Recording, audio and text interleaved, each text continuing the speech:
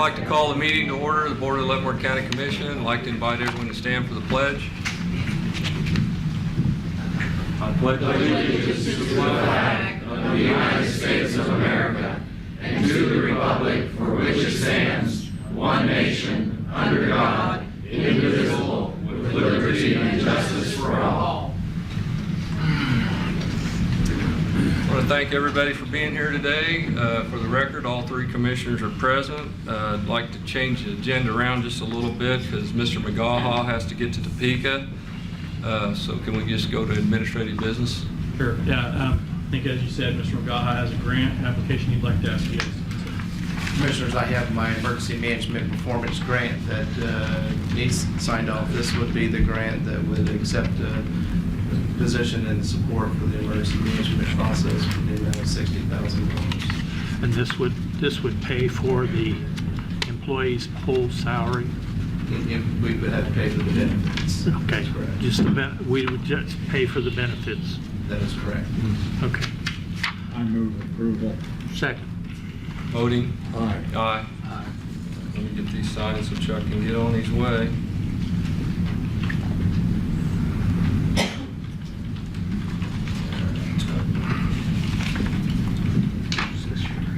Thank you, Commissioners. Thank you. Thank you. All right. Has the commissioners had a chance to look at the minutes? I have. I read the minutes twice. I see no necessary corrections. I move approval. Second. Voting? Aye. Aye. Aye.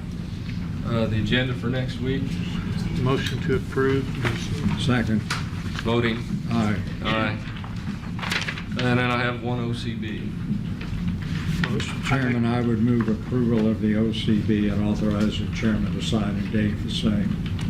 Second. Voting? Aye. Aye. Aye. And then approval of the bills for the month of August. Motion to approve the bills for the month of August. Second. Voting? Aye. Aye. Aye. Okay. We got a few minutes. We have 2 meetings today because of the holiday Monday. So we have session 1 that ends at 9:05. I'd like to start. I know why most of you are here. It's over the Tyson project. I just want everybody to understand that the Tyson project did not start at the county level. It came down from the state level. The corporation, of course, purchased property. We cannot stop anyone from purchasing property in the county. We are going to hold several public meetings over this. This county commission wants to list everyone's comments and concerns. We have some ourselves. I'd like to encourage everyone that is against this to go down and get a protest petition down at the clerk's office and sign it. And the commission would like to get that petition, and I encourage you to send it to the Department of Agriculture, Secretary of Commerce, and KDHE, and maybe EPA if you have concerns.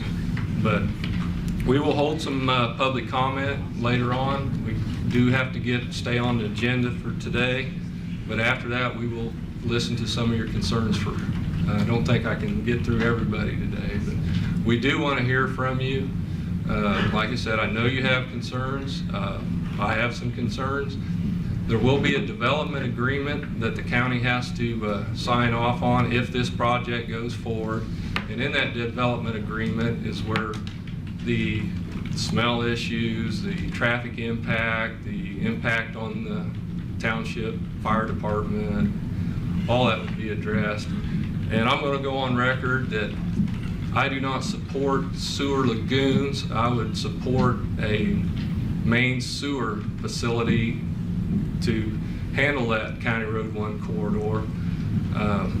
But I do not support several open lagoons if this project goes forward. And I concur with that wholeheartedly. Okay. Well, I concur with that, but I thought we had addressed that with the city of Tonganoxie supplying sewer. No, the city of Tonganoxie sewer line would not handle the industrial waste. I know. The facility itself would have sewer lagoons, is what I believe. No. I'm against it. City water pumping into the pump. We're against sewer lagoons. I am anyways. I don't know about the rest of this board. But We would have to get with KDHE on that, wouldn't we? what? Well, that's part of our development agreement. Yeah. The county has to produce a development agreement. Will you lean into your mic so we can hear you? The county is the one that has to come up with the development agreement if this project goes forward. Tyson's already purchased the property. They have. And we have no control over people purchasing property. But there is, the zoning issue has to be dealt with too. It's still zoned agriculture. Excuse me, sir, so you have the ability to decline those permits, correct? But the governor of Kansas has the ability to supersede you, correct? That would be a legal question. Mr. Van Paris? Mr. Chairman, members of this board and the public. You get up closer to the mic. So Sorry. we can hear you. Mr. Chairman, good morning, members of the public as well. The agreements entered into by the county last week are conditioned upon the county entering into a development agreement with what we now know to be Tyson. It was previously with one of their agents. The county will work in good faith towards that development agreement. Part of that development is going to be study of the proposals by Tyson with respect to air, water, quality standards, safety standards, things of that nature. That plan will be prepared by Tyson and submitted to the county and considered by the county as part of the process, but the process does require public hearings. I know Tyson stated yesterday they intend to present public hearings and informational issues. Those are, the proposal is for fruit or chicken processing plant. That is pretty much the details that this board has, that I have. More to follow. I want to tell you that your interests will be heard.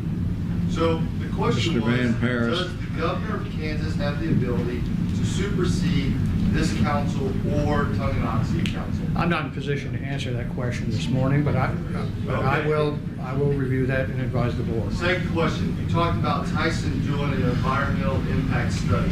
That would be a conflict of interest. If the company that's going to go there produces the environmental impact study for where they want to go, let's just look at the historical facts of the company right across the river in Missouri. I believe it's a $60 million lawsuit that they're having to pay out to the EPA. So it would be a conflict of interest if Tyson produces the environmental impact study.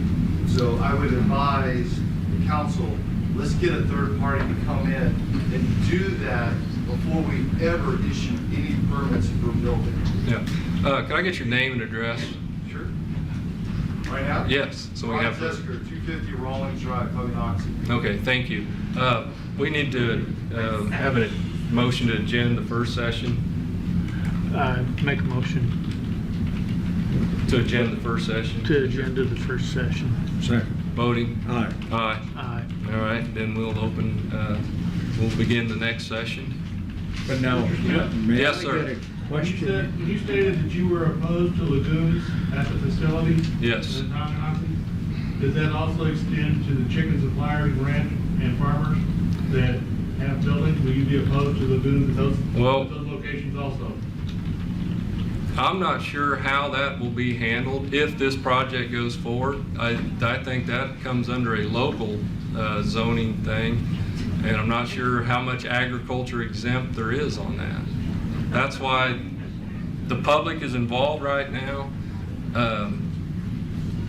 We're going to have these public hearings. There's going to be a lot of public meetings, and everyone's questions can be answered. But to be the most productive for what you guys are trying to achieve, I believe, would be the protest petition. So, Mr. Smith, I'm sorry. One question before we start this. Has the council already signed a non-disclosure act? We are out from under the non-disclosure right now. This is where the public is. At what point in time did the council sign the non-disclosure act? Our county administrator signed it. How long ago? When was that done, sir? Was it June 22nd or something like that? State legislators were kept in charge over here. They knew nothing. So in June, we knew, or we didn't, that's the problem, we didn't, but y'all as a governing body that was elected knew what was going on.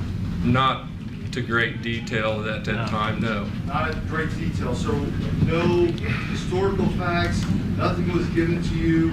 The company that was coming in here, the environmental impact, we didn't start any of those studies, but yet And- Tyson is already saying they're breaking ground in less than 90 days. Well, I don't know if any of you have ever tried to get a plat done or a lot split done or get a building permit in Leavenworth County. I'm going to tell you, it does not move that fast. But at the same time, if the company owns the property, they can clear and grub the brush and do whatever they want, just like a regular farmer could do.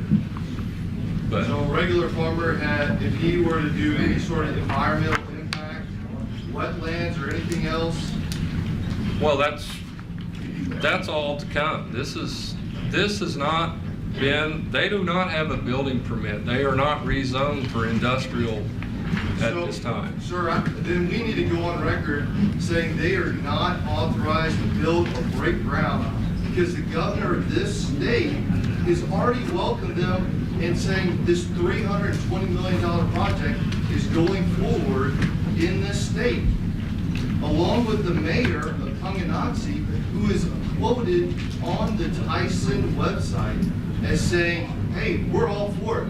We got them. Tyson's big 18-wheeler is already trucked into Tonganoxie, had a good little, soiree, and the governor came down and said, you're good.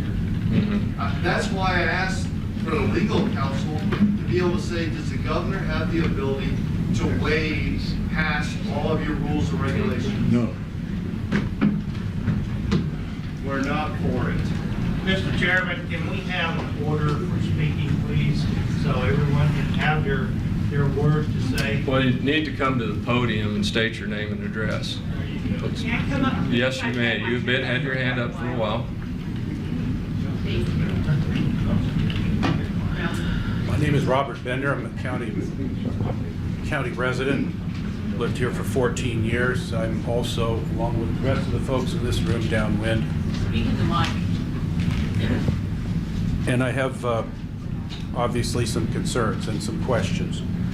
First of which is does the county have the authority to request a reclamation bond from Tyson?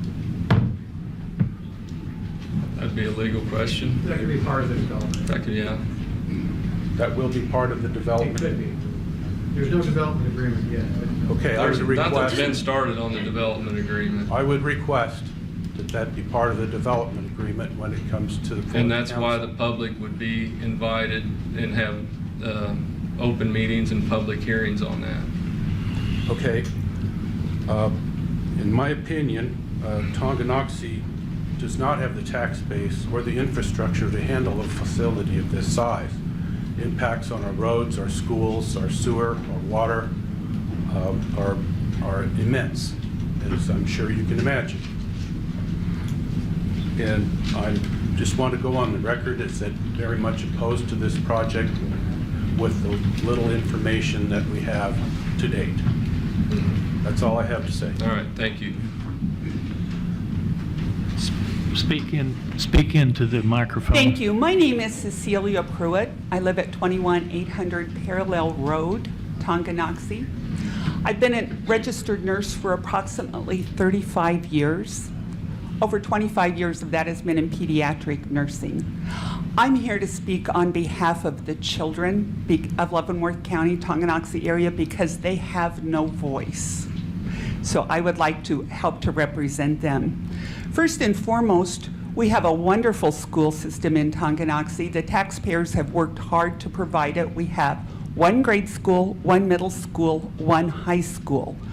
Our grade school, which is not yet paid for, but we're working on it as taxpayers, was built as such that we could accommodate a small increase over the next few years. We do not have room in our school system to accommodate the children of 1,600 employees all at one time. If someone gave us the money today, we could not build 3 new schools in time to make this accommodation. If we had the schools, we still do not have the money to pay for the staff that will be needed for these additional children.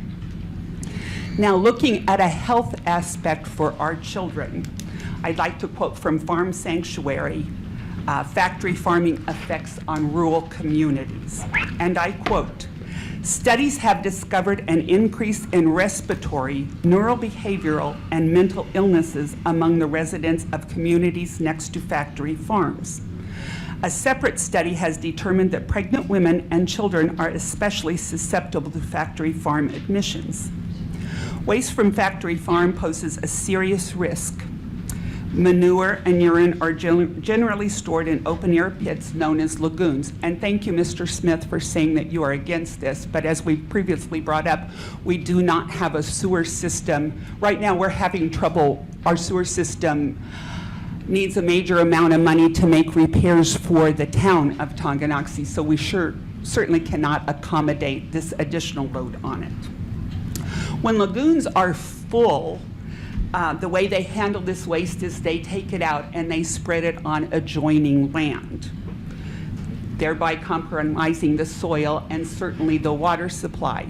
If you will look on the EPA website at this point in time, you will see that our water quality is already classified as compromised. I can't tell you that I know exactly what that means, but that was what I read. Manure lagoons also release air pollutants, including methane and hydrogen sulfide. It's interesting to note that OSHA has determined that hydrogen sulfide is the leading cause of death in the workplace. That's from OSHA, that's not from myself. This main establishment will be less than 5 miles from our grade school. This is going to affect whether our children can walk outside, can go outside to have recess. This is going to result in parents shutting their windows, closing their house, sitting their children down to play video games instead of having them go outside to run and jump. And those of us who live in Tonganoxie, we brought our children out so they could jump and run in the fresh air. I don't think I have to tell any of you that we have an obesity problem with our children in the United States today. Type 2 diabetes for young children is on the rise. Our children need exercise. They need fresh air to exercise. Please realize that our children are not being given a voice. I don't think I can adequately speak to them, but I pray that you will take their health into consideration. And thank you very much for listening to me. Thank you.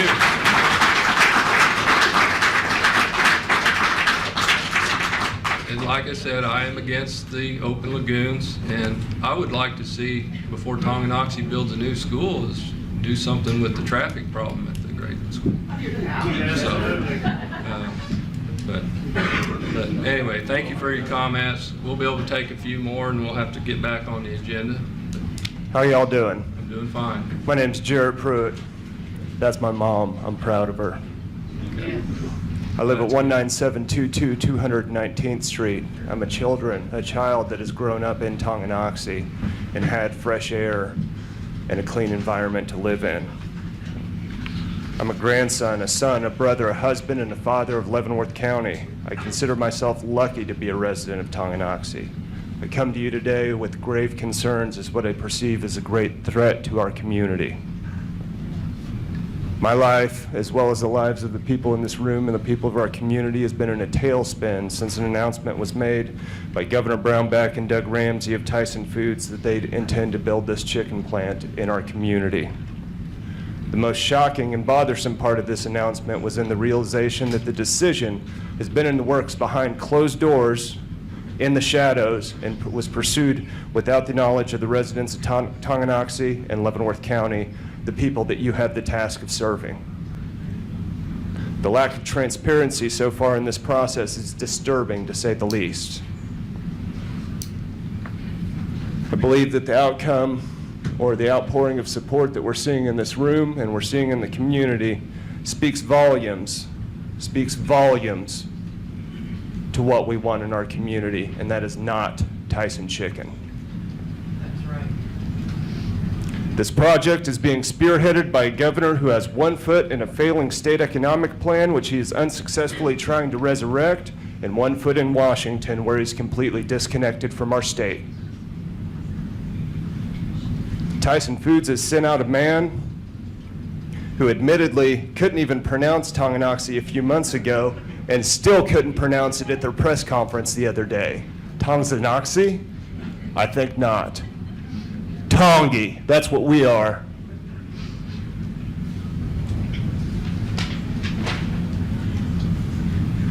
The only persons that I've seen in support of this announcement, and they're happy about this announcement, seem to be standing in line with their hands out to get their pockets lined at this time. I don't see any good, common sense people of Tonganoxie in support of this, and I would like to talk to them because I have a real difference of opinion with them. Don't get me wrong, I don't exaggerate the implications and impact this project will have beyond Leavenworth County, having lasting changes that will change our landscape forever and not in a good way. Tyson's own business model shows it will plan to source poultry from a 50-mile radius, which will extend well beyond Leavenworth County and then some, changing the culture and the fabric of our beautiful communities as we know it.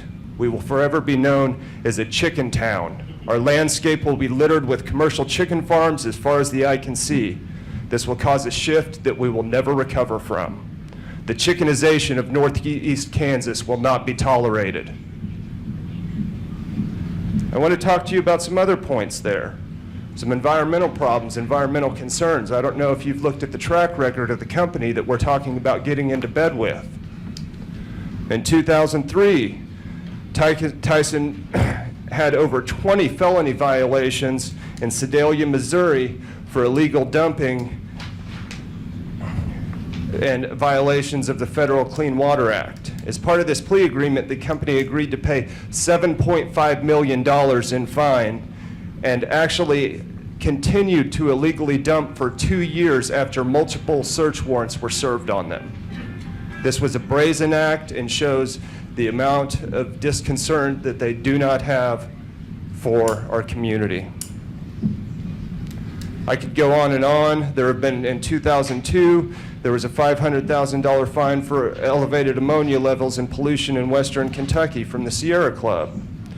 In 2004, Tyson was one of 6 poultry companies to pay a $7.3 million settlement for polluting the water in Tulsa, Oklahoma. I prefer my environment and my drinking water to stay clean and safe. I have 3 small children. I was raised in this community. I will stay in this community, and I want my kids to stay in this community. Let's go ahead and talk about Tyson's employment practices. All I hear from everybody is, we've got 1,600 jobs coming our way. These aren't jobs for the residents of Leavenworth County, and you guys all know that. Tyson has a business model in place. They bring in documented and undocumented illegal immigrants to staff their farms and plants.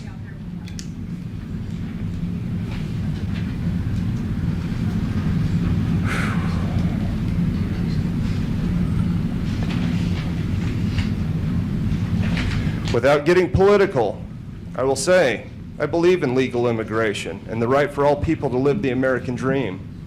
What I don't believe in is Tyson's and Governor Brownback's claims that this plant will provide jobs that help our community.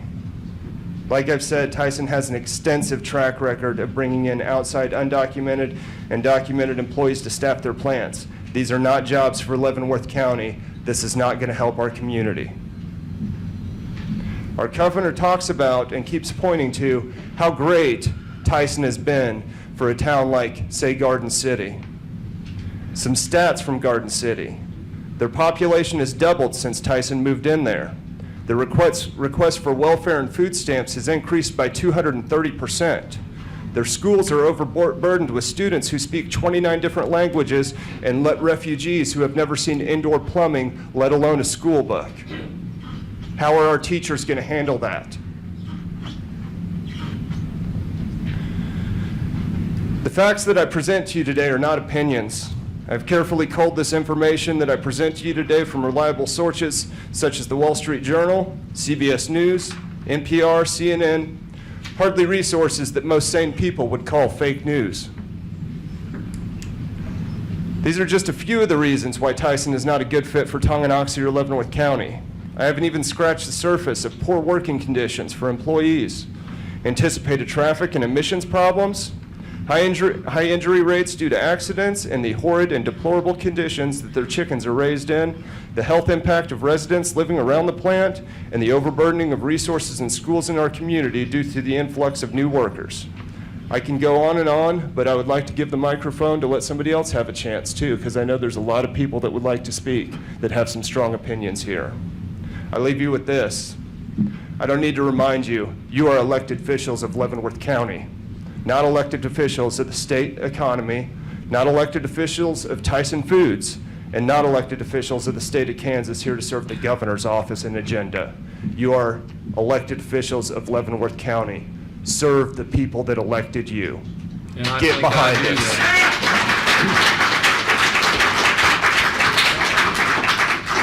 And that's why the elected officials of this county are encouraging you to fill out a protest petition, because what you're doing here today is not going to get anything done.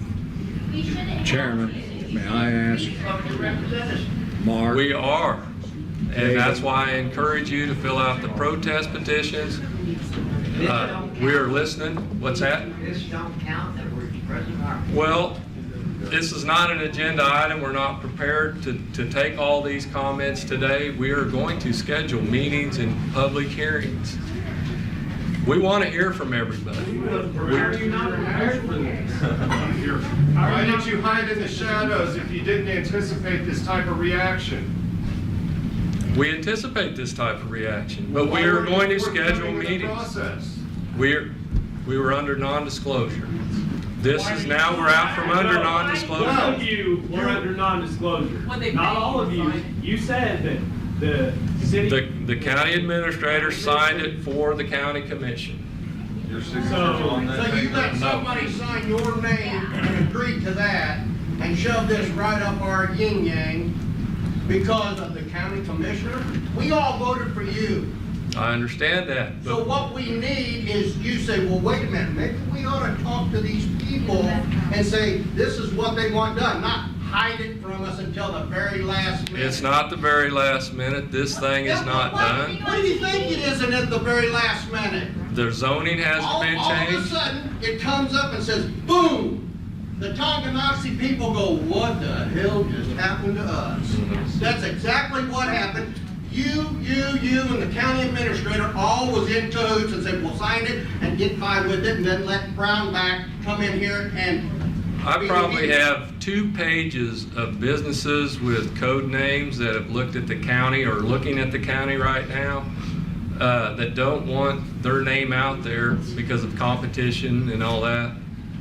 So there's a lot of business out there with code names that the public doesn't know about.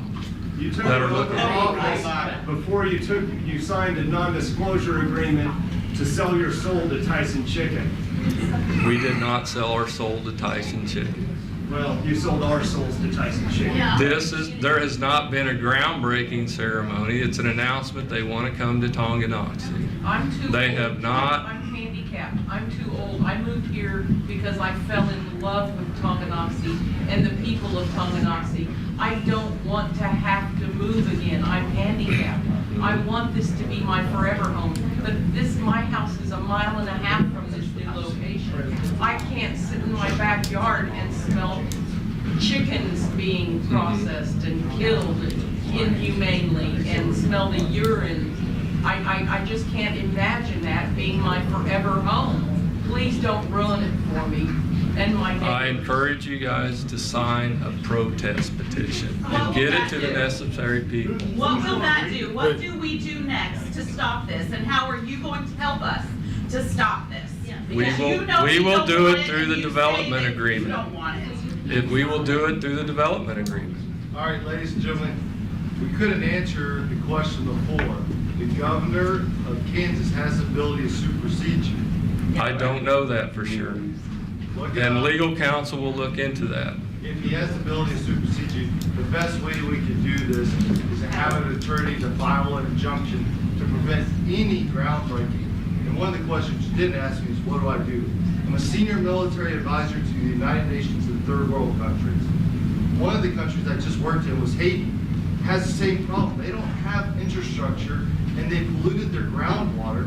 And it's good that we've got you on record saying we don't support those ponds because below Tonganoxie you have an aquifer. Okay, so I'm here. I'll sign your petition, but I'll give you a white paper on third world countries that go about this. Put a company in here that destroys the environment. Don't have the infrastructure to support it, but yet you've got $320 million. It looks great. I mean, I could put window dressing on a whole bunch of stuff and it looks good, but you've signed a non-disclosure act. I understand how it works, but it is your obligation as elected officials to advise and look after your constituents.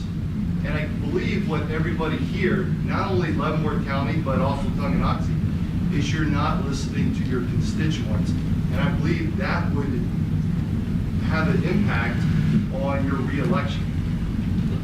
You need to listen to what we have to say. We are listening to what you have to say. And like I said, I think the best route you guys can take is the protest petition and get it to the Department of Ag, Secretary of Commerce, KDHE, EPA, and this board. Along with an attorney to file an injunction to prevent groundbreaking. They've already announced they're breaking ground in less than 90 days. It's not been rezoned yet.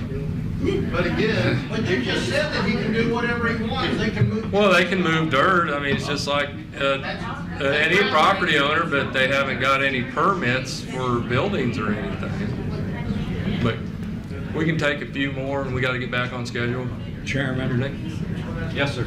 I would like to ask David and Mark, that one gentleman that brought up issues where Tyson is already located have violated regulations that we feel are in place. I want that looked at. If that is their record, then we need to know that.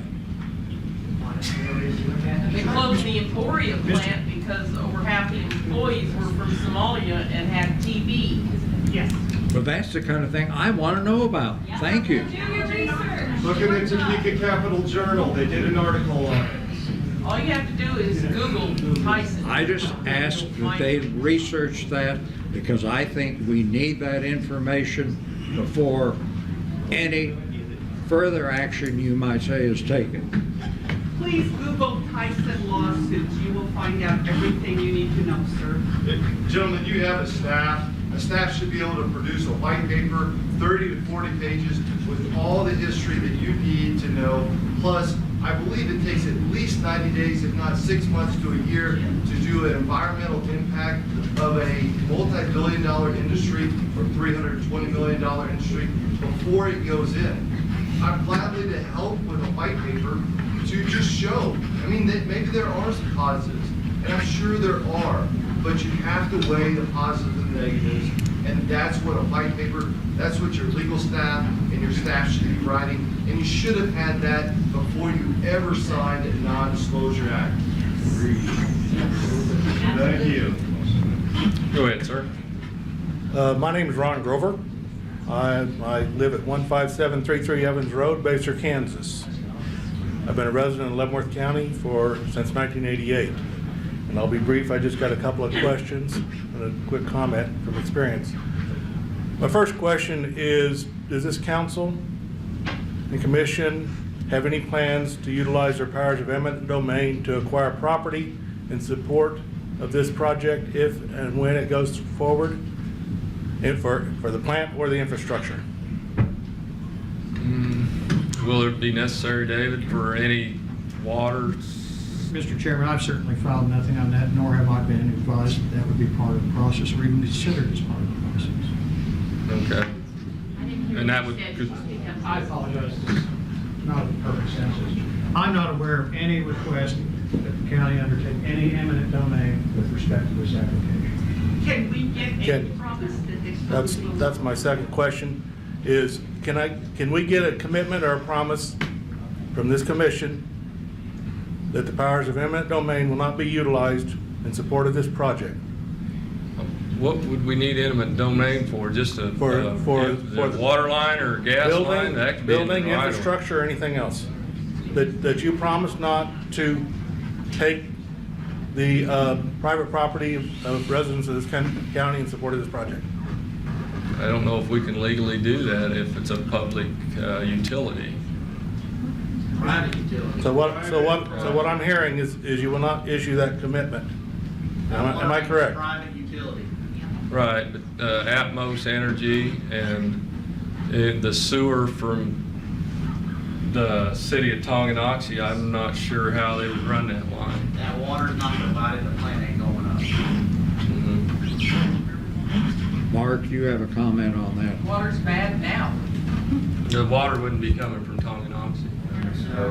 I think it's pretty hard for us to anticipate what requirements are going to be. Right. Certainly, we would not use eminent domain for A public. the Tyson plants. Right. For public utilities, obviously, we use eminent domain when necessary, but the utilities try to negotiate that. But not in regard to Okay, plans. so I understand that. So at this time, there will be no commitment towards not using eminent domain? I don't think we can do that. The second, I just have one other comment that was raised by a previous speaker. I was the HR manager for HP Pelzer, located in Eudora, Kansas, just across the river. It was my job, one of my principal jobs was to staff that plant of 250 people. I had a struggle to staff that plant of 250 people. In fact, most days we operated shorthanded. You could not find people. And my starting wage at that plant was higher than the publicized wage that Tyson was going to pay. I don't know how a company of that size is going to find the workers required to staff a 1,600 person plant. And that will not include all the independent contractors and vendors. I ran manufacturing plants for a living. You build your plant, that's the seed. You've got to have a total infrastructure to supply that plant.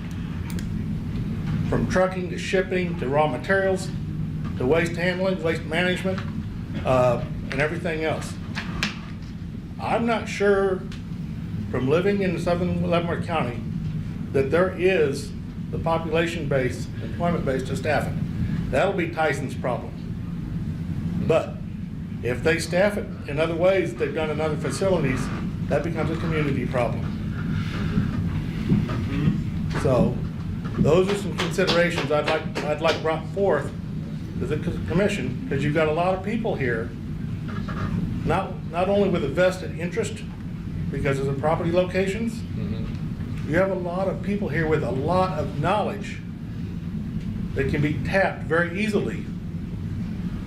If you have questions about what goes into running a manufacturing plant and what happens surrounding it. I do want to thank you guys for literally sitting here and listening to these questions and comments. I know it wasn't part of what you planned on doing, but I do appreciate it. Thank you. Thank you.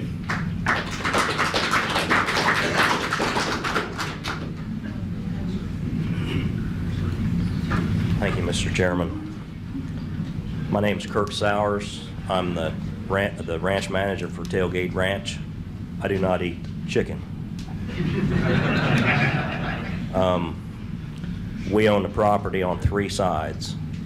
I've been given the authority by the ranch owners to speak on their behalf. We want to go on record as not being any part of this project.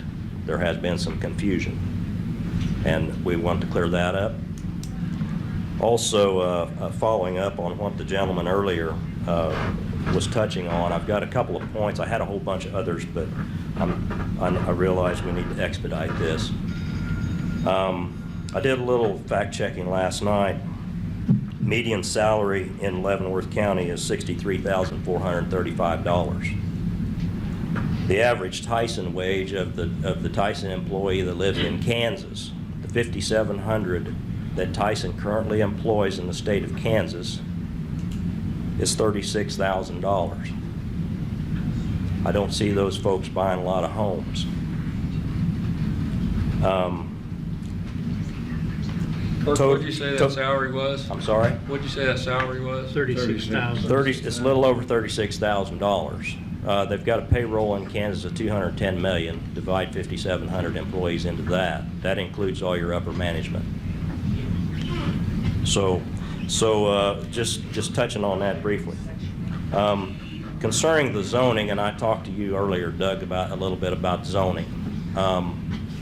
This ground is all zoned agriculture. That is correct. And it's going to have to be changed in order for this to happen. To industrial. To industrial. Now, the feed mill portion, the triangle that has already been sold, according to what I can find on zoning laws, that feed mill will fit under agriculture. Now, I don't know how that piece of property is zoned up there, but I'm assuming it's agriculture at this point. Yeah, I'd say it's ag. So if it's a feed mill, it qualifies as agriculture. It'd still be commercial. However, the parcel, the 240 acres that we surround on 3 sides, will have to be zoned industrial. We have property that drains for 2 miles downstream of this project. There's going to have to be a lot of trees removed in order to get their entire complex on this 240 acres. They've used full sections of grounds on other projects, and they fill those projects up. That's a section is 640 acres of 1 square mile, and their facilities have filled many of those up. This is a fully integrated system here, and the only thing that the county will be able to actually provide or produce for them is actually to contract. You can have contract growers. You don't own the birds. You can't feed them your feed, but you'll build the buildings. You'll get paid 5 cents a pound if you want a contract to Tyson. Dead chickens are yours. They don't own any live chickens or any dead chickens. So, you know, and as upgrades are required to meet new standards, the contractor's dime pays for that. They don't get a raise on how much they get paid for their chicken that they raise. So anyway, that's just a little information that I wanted to get out there. I am an advocate for agriculture. I've made my living in agriculture all my life. I started work as a rancher when I was 13 years old. Put myself through school so I could learn it better. We came here 30 years ago, and it's a great life. I have advocated. I'm part of an organization here in Leavenworth County that has raised $120,000 to give to agricultural students from this county in the last 10 years. And my personal opinion is Tyson is not agriculture. This will change the face of agriculture in Leavenworth County on a level that you can't believe. The pretty green pastures that have cows on them grazing now are going to be covered, as you've heard before, with grower houses that'll be contracting. 1 million birds a week will go through this plant.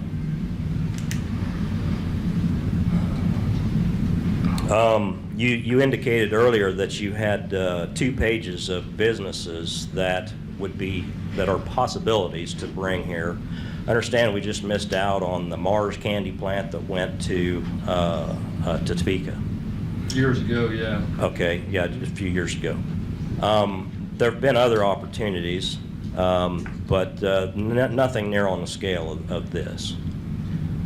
I'm sure you guys understand that when you start developing with an industry, a specific industry that is so fully integrated as this, that any future opportunities are going to be skeptical, I would say at best, unless it's related to this industry. If you use this as a seed, everything that grows off of it is going to be part of that. And so you can probably kiss your potential for your John Deere plant that I've heard rumored that was a possibility here, maybe, maybe not, I don't know. But plants like that would have high-paying jobs, paying $25, $35 an hour, where those folks would actually build homes, send their kids to school, and be able to pay for all their services. Those kinds of industries are going to be very hesitant to come into an area where you've seeded it with this operation.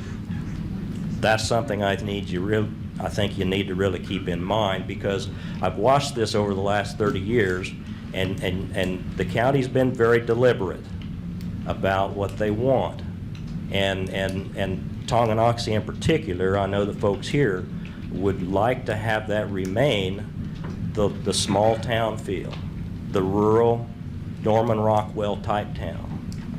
This is going to rock this thing so hard that you won't recognize it in 10 years or less. But my parting comment, I would just like to say, referring back to the seed industry, you can put a turd on a stick and stick it out there in the pasture and call it a flower, but I wouldn't wait around for the hummingbirds to come in. Thank you. Thank you, Kurt.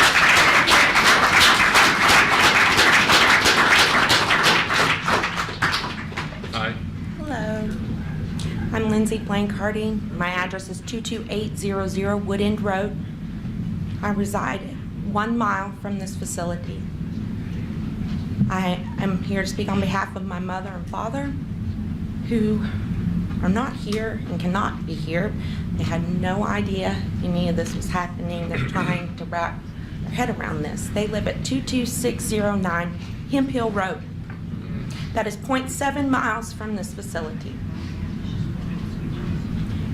What I'm here to say, there are so many things that I want to say, but what I want everyone to know, and particularly the world to know, we were not in any shape or form ever consulted, approached, nothing about this. To say that I'm sick is an understatement. I did not realize it was the magnitude that it was when the announcement came out. And through the research that I've done and gathered, my biggest fear right now is just my mom and dad and my own family to get out of there in one piece and be able to live somewhere else. We owe on our home. My parents owe on their land. It is tied up in various ways that have happened over the last several years that I feel were deliberately done to tie it up that way, to just keep closing in around us until y'all get what you want. All I want is my family and my mom and dad to be safe, healthy, and my kids to be able to go to school, drink their water. We have a well there. My mom and dad have a well there. This will pollute the water system. They run cattle, they raise horses that drink out of those ponds. It will pollute those systems. I don't have anything else to say except for that I want people to understand that I used to watch movies about this and sit around and think, wow, that is amazing. I don't understand how that happens. Never, ever did my mom and dad ever think it would happen to them. They don't even wrap their head around things like that. They can't even wrap their head around this at all. And I can't believe that now it is happening to me.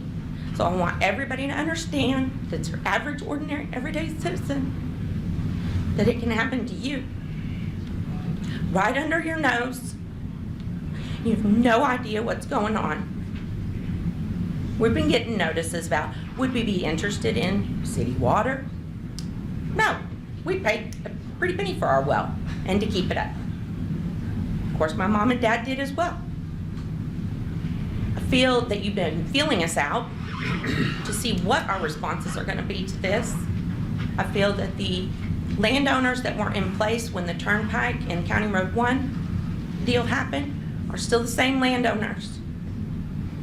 And that this council, city, county, whoever, y'all knew exactly what our feelings were during that project.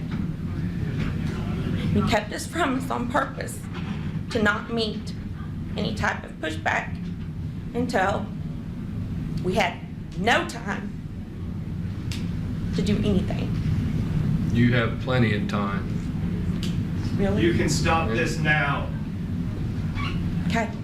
And I thank the Lord for the people that have come out and stood behind us, that don't live right there, that are concerned. My husband and I graduated from Tonganoxie. We are life residents there. We purposely moved our family there to give our kids the same experience that we had. And I have watched it slowly deteriorate and turn into a community that's not what I grew up in. And I understand that change is gonna happen, and progression and build out. I understand that. I am a businesswoman, believe it or not. I do understand that. I understand non-disclosures. I get it. I don't get why this is happening to me and my family. And I want everybody to know what we're going through. Thank you. Thanks. We can do one more. One more, and then we got to get back on the agenda. About two. I can get what I got to say in 3 minutes. Okay. We'll do two more, and then we got to get back on the I'm ready. agenda. Okay, my name is Jan Jones. I live at 16051 222nd Street, which is across the street, except for tailgates on the other sides.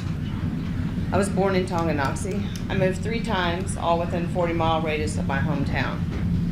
I did not plan on moving again. I traveled to a lot of other states, never thought much about leaving till now. I'm really happy that I have done the traveling I have, so I have a clue to what else is out there. And I have an example. Let's say I wanted to start up a business, say a dog kennel, on my property. I think I would have to notify by certified letter neighbors whose property would be affected by my business, like traffic, noise, smell, etc., to get permits and licensings. So how is it that landowners within a 1 to 8 mile radius were not notified of this Tyson plan? Leavenworth County and the state of Kansas together appear to want this Tyson plant so bad that you have been dishonest and sneaky and soon to be stinky. Thank you. All the notices will be going out through all these public hearings to adjacent landowners when zoning's changed. You've already approved tax abatements and bonds for this project without consulting anyone. They will be part of the public hearings and the After the development fact. agreement. After the fact. We wanted to know before. They're not finalized, the utilities are not finalized, they're all based upon this plant going in. If the plant does not go in, none of that is going to happen. The zoning has to be changed to industrial, and that's when all the public hearings will start. And with the development agreement, like I said, I'm going to go on record, I do not support open lagoons if this project goes forward. We want you to not support this project. Yes. Well, we didn't start with this project. This project was handed down to us from the state. You have it now. You have the We power have. to stop it. It's our county. This is not Governor Brownback's decision. I Do don't you know support that. the project? I support part of the project, and I support any business. I just shouldn't say I support any business, but I support the tax abatements for businesses. So- We would abate any large business a tax abatement. So the county does not want open lagoons, so the city does not allow the sewer main up there. This is a done deal. I would say part of the development agreement, the county would not, I mean, I wouldn't sign it if it was open lagoons. So the city of Tonganoxie can kill this subject, right? No, the city of Tonganoxie is not running the sewer for the industrial. No, they're just running the sewer for the human side. But we're being asked. The industrial waste would probably be going into several lagoons, and I don't support that. The dry litter is just as toxic and just as smelly and just as awful. Well, like I said, there will be numerous meetings and public hearings on this. And like I said, We don't need to vent. We need to know what to do and where you stand. and I told you, fill out the protest petition. Do you have a stack of those ready for us? The clerk's office does. How will the meetings be announced? They'll be on our website or be in public notice in the paper, I'm sure. And what is the purpose of those meetings? To hear from the public. Can those That you're meetings hearing be now. scheduled later in the evening so everyone can attend? I'm sure they will be. And in a big enough Yeah. facility? We'll have to get a facility big enough to accommodate these. Also, you indicated that filing an injunction post-petitioning. That's would up to be you. a way to do That is up to your And who's group. going to fund that? I guess your group. Attorneys aren't cheap. That is correct, but Okay. would be up to your group when you file your protest. Commissioner, Ted Ward, 18650 Ward Parkway. Yep. Developer and a builder in town. I understand the need to bring in business. Kansas City, Kansas got Amazon, and we're getting Tyson chicken. I said, I understand the need to bring in business and to build up the infrastructure of the town, but at the same time, Kansas City, Kansas got Amazon, and we're getting Tyson. I think it's a pretty poor deal. I think we'd be happy to switch places. Just to give you an idea of what I think it will affect the tax revenues for the county, my wife had a $500,000 house sold as of last week for a neighbor of ours, and the deal fell through this morning, just on the rumor that the plant will go through. There will be a lot of problems with the appraiser's office because if that plant comes in, the appraised value of the houses are going to drop. Anything within a 5 or 6 mile radius is going to drop 30 to 50%. You're not going to be able to sell the house, where people are already going through it. Tyson has an incredible history of polluting. It's a multi-billion-dollar multinational corporation. It's well documented. It's been fined millions of dollars for doing so. April 2013, Tyson was fined $3.95 million by the EPA for accidental anhydrous ammonia leaks in Missouri, Kansas, Iowa, and Nebraska. Tyson pleaded guilty to 20 felony counts, fined $7.5 million for illegally discharging untreated waste into the stream, into a tributary of the Lemon River. They have a horrible history of environmental. They shouldn't be allowed to be anywhere near a stream or anywhere near Stranger Creek. Someone has to open a valve to discharge the amounts of waste that they have discharged. One discharge was over 1 million gallons. They pumped out over 1 million gallons of water and then had to coat the banks of the creek with lime to stop the smell. This company has a horrible record. They'd rather pay the fines, slap you on the back, and then walk away. The county does not have the resources to keep this company regulated. There's no way. The state of Missouri, 2 administrative judges filed cease and desist orders to get them to stop pumping directly into the Lemon River. It took a federal judge and the EPA to get them to stop. They do not pay attention until it's at a federal level. I once went to file for a patent on a name and had to get an attorney that dealt with federal patent rights. That's not a $125 an hour attorney, that's a $500 an hour attorney. You'd need to have one on staff to be able to keep this company accountable. They have a horrible record of bringing in undocumented workers. They had 4 plant managers that were actually charged and convicted. One of them actually committed suicide because they were transporting illegals from the border up to one of their plants. They were hiring the trucks and illegally transporting illegal aliens. I mean, the company has got some incredibly bad PR, but they have so much money, they're able to bury it all. So my point to you is, the bonds and the tax abatement was already agreed to, and I think that's what people are really upset about. They think it's a done deal. It is my understanding that if 20% of the adjoining landowners give you a petition, that you have to vote unanimously to change the zoning. Is that correct? That's a legal question. Is that? Commissioner Smith, members of the board, your county zoning regulations require notice to property owners within a 1,000-foot radius of any requested changes. Speak up. He said the county regulations require It that. requires any zoning change, letters to be sent to landowners within 1,000 feet. What is the mechanism to have the commission have a unanimous vote to have the zoning change? If a valid protest petition is filed for any zoning request in the county, then it has to be a unanimous vote to approve that rezoning. Can the state override the county zoning commission? I'm going to have to look into what circumstances state authority would override this board's authority. Okay, and how would we know about that? How would we find out when you find out? I'll be done in public hearings. Okay. We're going to be scheduling some meetings and public hearings, and all this has got to be done. The zoning change, yes.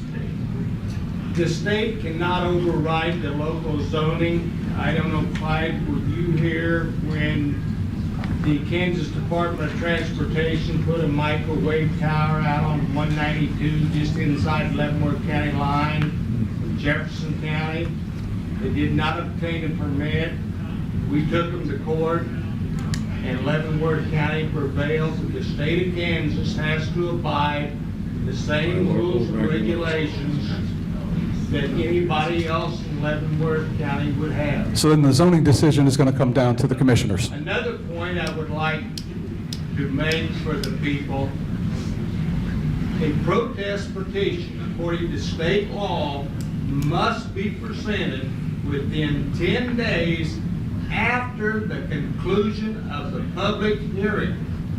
If you do it before the protest petition is thrown out, that it is a prejudice petition, which means that you have the public hearing to present all the facts, then you present your petition after that has taken place.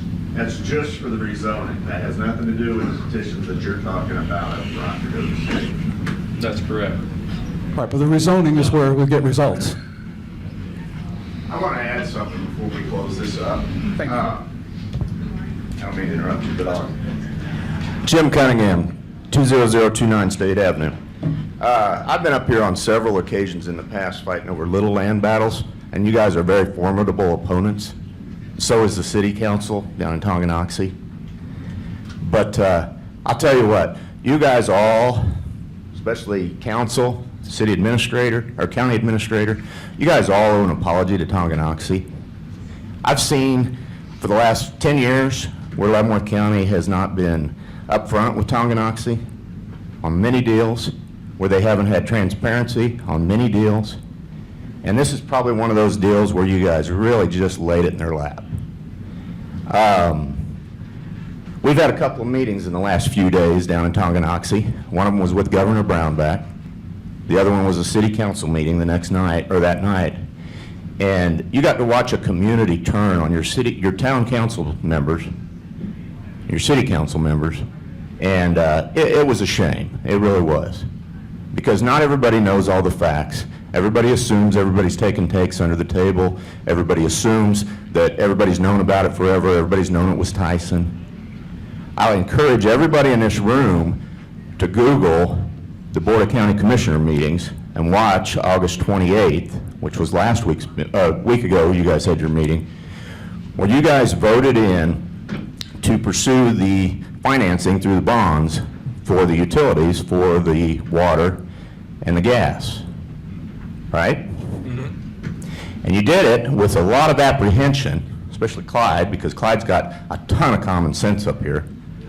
And you guys did it with apprehension because you didn't like the way the contracts were written, but you went ahead and voted it in based on the fact that council goes ahead and persuades you in that meeting to do it because it's going to be good for economic growth. And I think it's a shame that our Leavenworth County councilors feel that something like this is going to be good for economic growth in the community, but they don't take into consideration all the other impacts.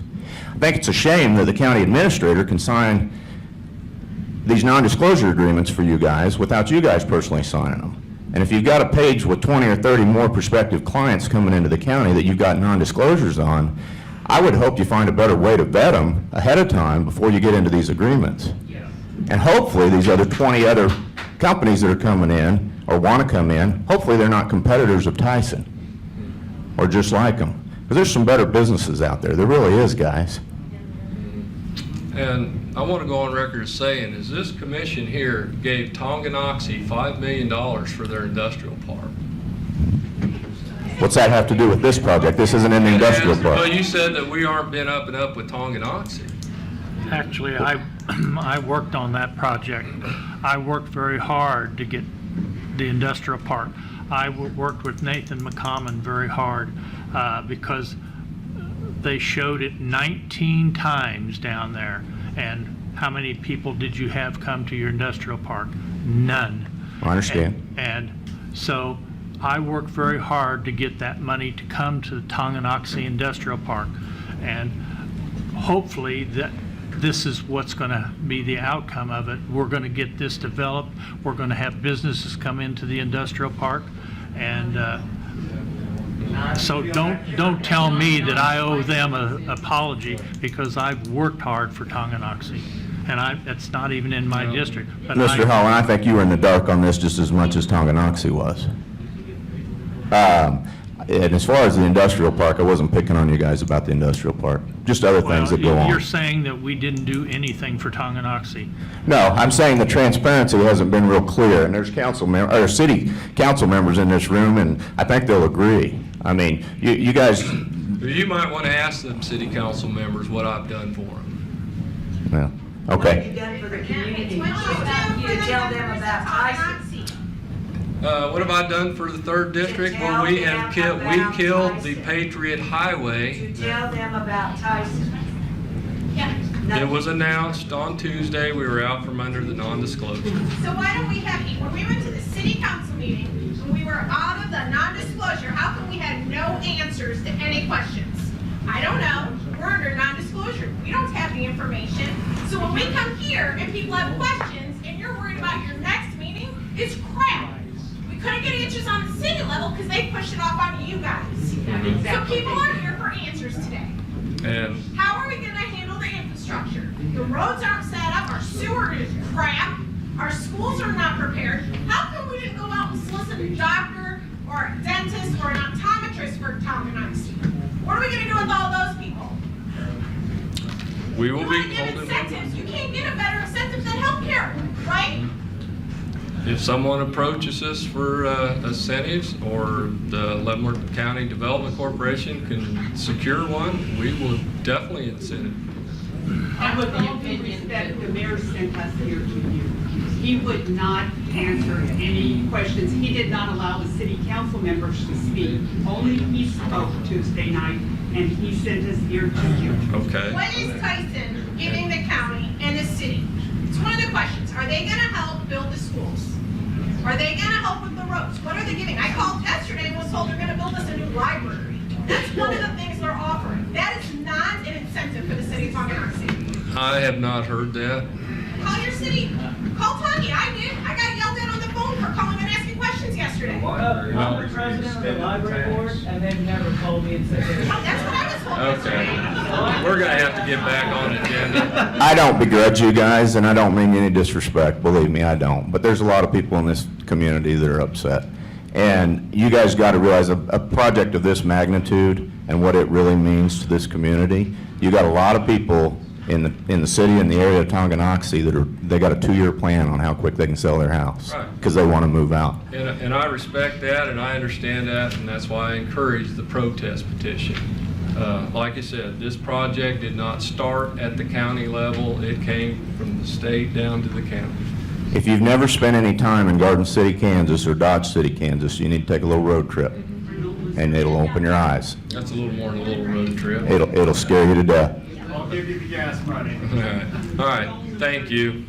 So we need to go where to pick up this petition, and then how do we make it a legal petition so that it will be accepted by that man over there? The county clerk can walk you through that, but that's the forms that she has and provides. Okay, because I live directly across the street from where they want to put this. Directly. Mr. Skeet lives directly across the street. He's my neighbor. And we learned about this 2 or 3 days ago. I'm in my forever home. And it's with great sadness.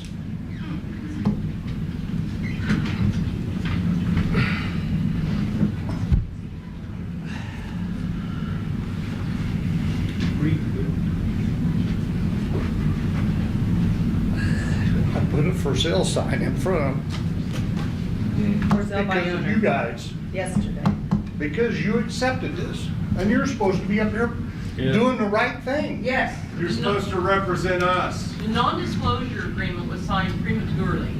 I think in light of the economic, regardless of the economic impact, the environmental impact alone should have allowed this information to have been passed out to all the residents of Tonganoxie within a 10-mile radius, since it does have an impact on that, within 10 miles radius, and before the non-disclosure agreement was signed. It just doesn't make sense. It just seems like that was an under-table thing and making us think that, well, money was slipped under the table in order to get this deal done, you know? It's gonna make us look better but the tax abatements then, you throw in a tax abatement, okay, there goes, okay, that money they took out of their pocket and slid under the table to get this deal to happen, then, oh, that's okay, because you're not gonna have to pay taxes for at least 5 years.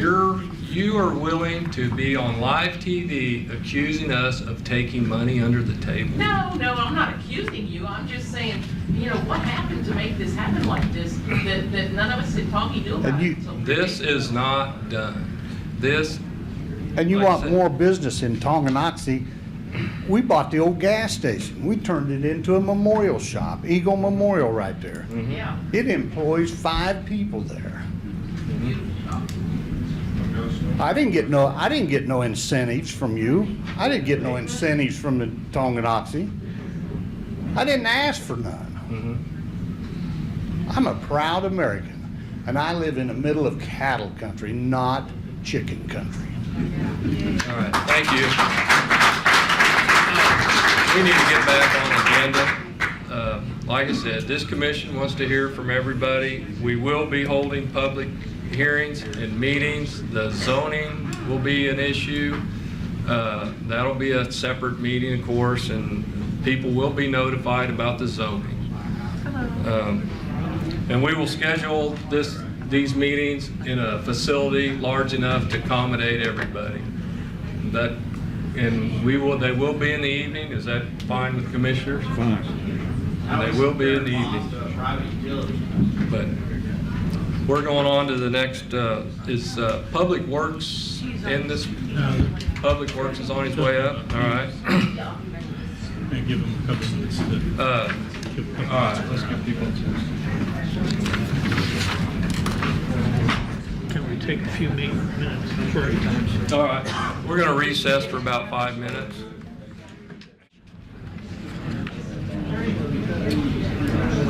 I guess we're ready to return from our recess. Public Works. Don't we have to go through the...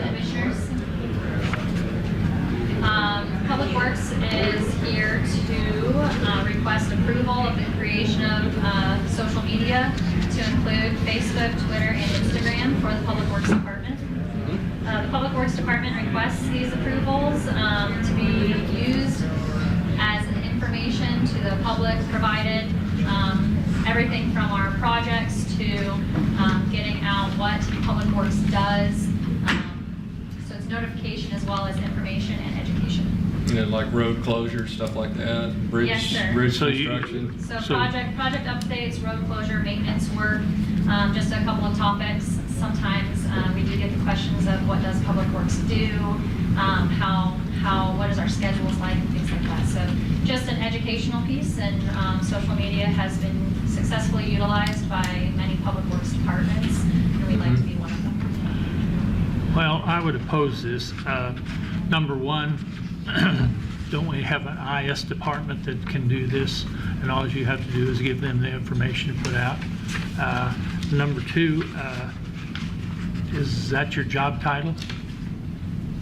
So number one, IS department is for information systems. I wouldn't consider them as an education or a monitoring facility. What for type of each education are you going to give them? The For public? The public? So sometimes we have questions on what goes into maintaining a gravel road, or how does a hard paved surface get installed? What's the importance of drainage? All those kind of questions. We'd like to be able to go out and have that answered. I kind of think that the IS department needs to update our social media. It's I don't think it's very professional. Is this what you're attempting to do? Make an end around and update this on your own? I think you have enough work with the road projects that we have you doing, and I don't see how as you'd have time to do this. Well, Commissioner Holland, actually, this would be a really great pairing with the roadway projects. We get sometimes the same question 4 or 5 times a day. So if we could put that out there and answer those, where there's a location for people to get updates, to get some of these informations, that would be advantageous to not only our department for time management, but also to the public, where they'd have a place to go to kind of see what is new and what is going on with Public Works. I thought that's what we were doing already. Who's going to look this over before it's put out to the public? The administrators for the Public Works site would be Sarah and Lauren. They would be in charge of what gets posted on our Public Works site. It's similar, It's not Sheriff's Department, Emergency Management, I believe the Health Department also. They all have their own separate Facebook page. We're wanting to do that also as a tool. The main thing I see the benefit of it is just keeping the public informed at an instant of what's going on a project. Take, for instance, the 147th Street project. We could let every resident along that project know, hey, follow it. If you're on Facebook, follow this page. You'll have instant updates on what's going on with that project. So they won't have to call or email or find the contractor, hunt somebody down. It'll be right on their device. So you're saying that every department ought to have their own Facebook page? That's up to each department. We see it as a useful tool to help keep the public informed about what's going on with the Public Works Department. So say Sarah puts out something that's not really the truth, or is the wrong information, or information that we aren't releasing at this time, or some project that we're thinking about working on. I think we're all professionals and we know what information can and cannot be released to the public. And when we originally set this up and I was here, we had the county administrator look it over before it was released to the public. Is that not done that way anymore? There's a quite extensive policy that we have to follow. Part of that policy is coming here and getting the approval to create the pages. Whatever's required in the policy is what we follow. I don't believe the policy requires Mark to approve everything that we When we set it up, we did have the county administrator. I believe the way the policy is set up today is you have So- designated administrators for each, whatever department. So who changed the policy? The policy was approved in April 7th, 2014. So whoever was commissioners at that time, that was prior to my coming here. So whoever was on the board in 2014 approved the policy. Commissioner, I'm not trying to argue with you. I think you've made a couple good points. But on the other hand, getting that information out to the public through that media, it tells them, this is why we're working on this road. This road is going to be closed this many days. To me, it looks like it might really be an advantage. Well, I kind of see it an advantage, but I see a disadvantage. A person of her magnitude that we need her desperately to be on these road projects, and her salary, I think we could find someone else that could put this information out. If she wants to put this information out and give it to IS, let them do their job and let them put it out there. I mean, Commissioners, I will say this partners well with what I do on a day-to-day basis and would alleviate a lot of my duplicate activities that I see. This is why I requested the review and approval from Mr. Lucian to have it as a board requested action. I look for, and I know the phone calls. You can't take a 60-second phone call. When somebody calls you and asks you a question, it turns into another question, and you're explaining how the whole public works department works. If it would alleviate some phone calls, I think it'd be, the time that Sarah's going to put in every day, it wouldn't be every day, I wouldn't think. Maybe a weekly update or something, or if you had an emergency road closure. I mean, I know that would have to be. See, I immediately think of like Mount Olivet when it caved in. I mean, to get that word out immediately to people if they were traveling at night and not know that situation was there. I understand that, but that's what we have an IS department for, or IT, whatever you want to. I don't know if IS though is the appropriate mechanism to go through and update these things. I mean, we're still just then adding one layer different, since I still have to prepare the item and then submit it for someone else to upload, right? As opposed to being able to manage that in our office. Think of it as I have somebody call me, leave me a message, and then I have to write out what I'm getting ready to respond to, send it to Dave, and ask him to call them back. That's not necessarily how we function in the live world, so it wouldn't be necessarily how we would function in the social media world either.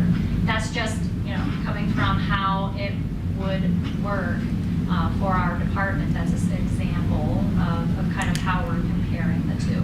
If that helps understand how it assists me on a day-to-day. I see how it would assist you, but if every department went that way, we would have how many people doing that same job instead of one department? What the other departments do. I don't even know how it really functions at the different Facebook sites that we do have. But what I do know is that for us, if we could get it out there once, and then it allows myself, Lauren, and Dave to say, oh, that's great, go to our Facebook page, we have it all listed there. Everyone receives the exact same information. It has the exact same spot and location for people to reference, and so everybody can document and go to the same place. Mr. Lawfer, you have anything to add to that?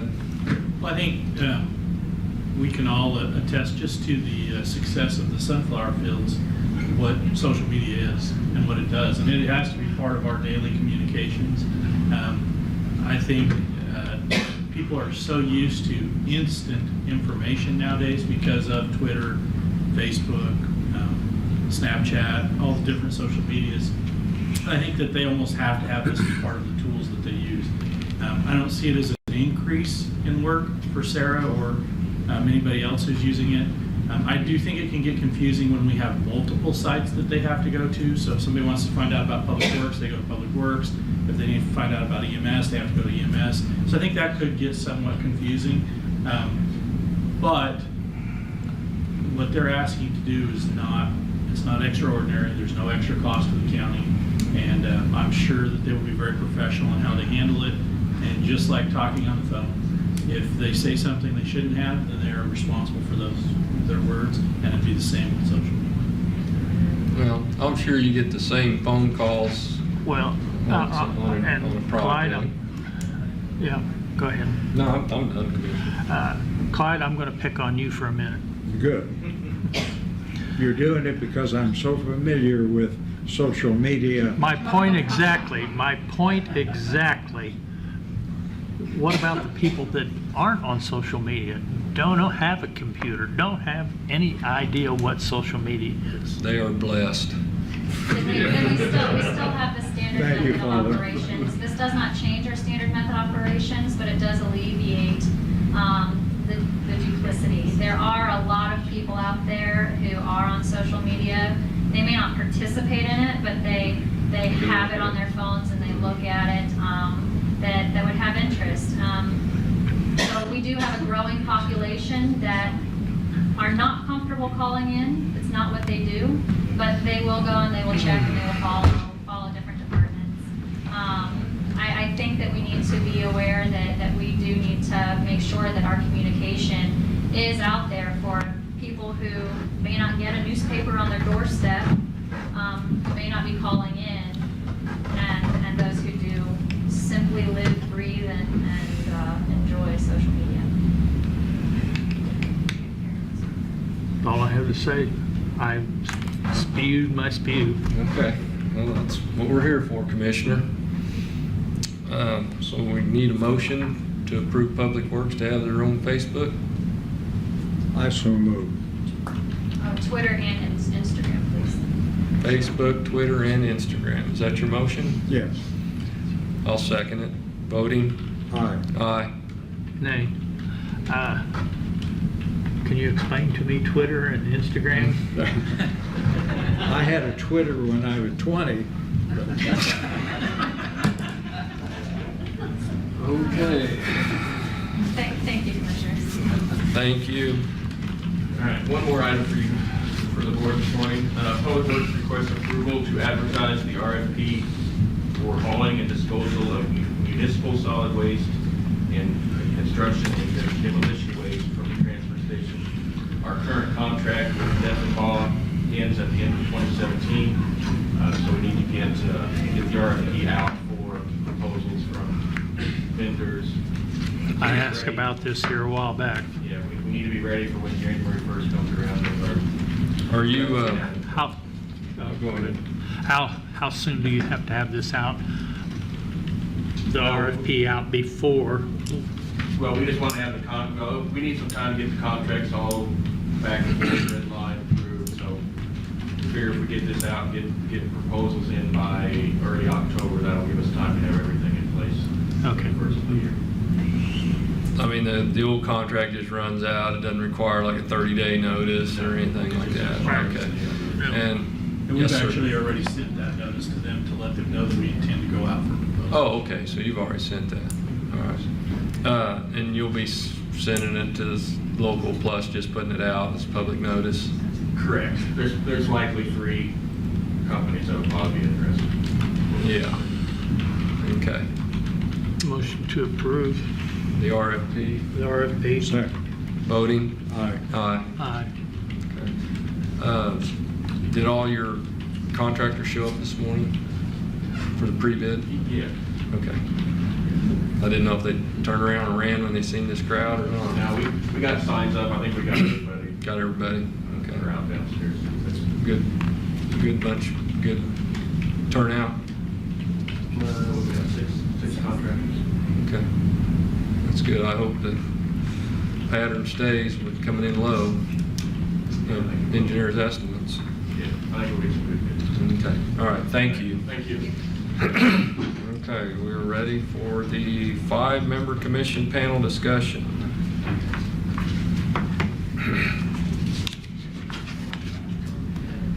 Good morning. Good morning. You could have a seat if you'd like, Well, if you my feel house more down comfortable. here. All right. Yeah. We have trouble with the microphones obviously in here, so this works fine for me. And I must say I was, I hope that those folks were here for me, but of course I knew better that they were not. They can be. They could be, that's true. Thank you for allowing me to speak to you about what I consider, and others with me, consider a very important issue. I'm here today to ask you to seriously consider expanding the Leavenworth County Commission to a 5-member commission.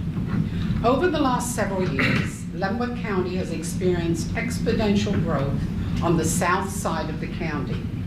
In fact, statistics show that 4% annual growth in population, which is unusual for Leavenworth County and very unusual for the state of Kansas. I have been a resident in Lansing, and I speak on that behalf today, for the last 43 years. And in this time, where the fields were, we now have housing divisions. Speaking as a resident of Lansing, I can safely say that Lansing's growth has generated millions of dollars in property and sale taxes for the county government. Specifically, in the last several years, I have been disappointed in the County Commission's distribution of funds.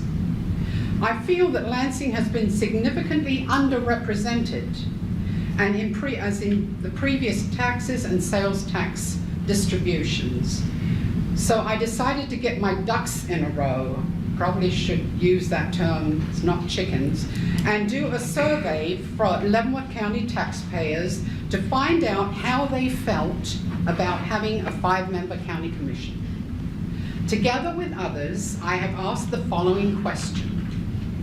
Leavenworth County currently has 3 commissioners. Would you support an expansion to 5 members if it would not cost the taxpayers more money? I specifically mention more money because as I read the papers and watch the video recordings of the commission meetings, I see that you are all working diligently to hold the line on expenses by renegotiating unnecessary contracts with employees, but also by maintaining a net zero mill levy. And I appreciate that. We reduced the mill levy. Reducing the mill levy, that's even more important than what I just said. Thank you. The results of my survey, which were conducted at the Leavenworth City Market, the Leavenworth County Fair, outside grocery stores, and by telephone, show overwhelming support to expand the commission to 5 members. Over 90% of the people surveyed support an expansion. 8.9 did not. Based on these results, and with the help of citizens, county staff, and state statutes, I have found that the breakdown shows the expanded commission would provide a more equitable division of representation, approximately 15,000 to 16,000 residents per district. And we have a map here. This is just a tentative map. It was one that was done on the 15,000 to 16,000%, and so it's come out. It looks rather good, but it might change. Each major growth area, Tonganoxie, Besa, and Lansing, would then have a voice at the table. I am asking you to place a simple question on the November 7th, 2017 ballot. The question should be a yes/no question and read something like, do you support the expansion of the Leavenworth County Commission from 3 to 5 members? The state statute, KSA 19-204A, would then allow for the appointment of 2 new commissioners by the governor until the next election, when citizens of Leavenworth County would have the opportunity to select candidates of their choosing. Now, this is a little bit in debate because I could not find the amendment that allowed us to have an election for these people, even though it was discussed at the state level last year. I have not been able to find the updated amendment. So I'm still assuming at this point that the governor would appoint 2 members that at the next election in 2018, we would be able to. I thought they changed the legislation on that. The governor did not want to appoint anybody. So it has to be elected. It has to be elected. Okay, very good. Well, Because that we will have change. a general election every year. Yes. Because they moved them from the spring. Right, okay. I would like to thank the people that are here today that have supported my efforts and those that had to leave because of timing, and I welcome your questions.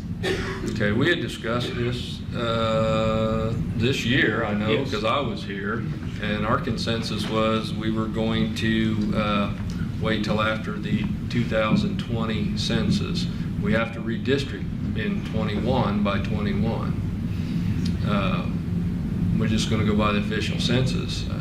We support it, but there's a lot of questions. You know, you're saying add 2 more commissioners at no cost. We haven't came to that conclusion yet.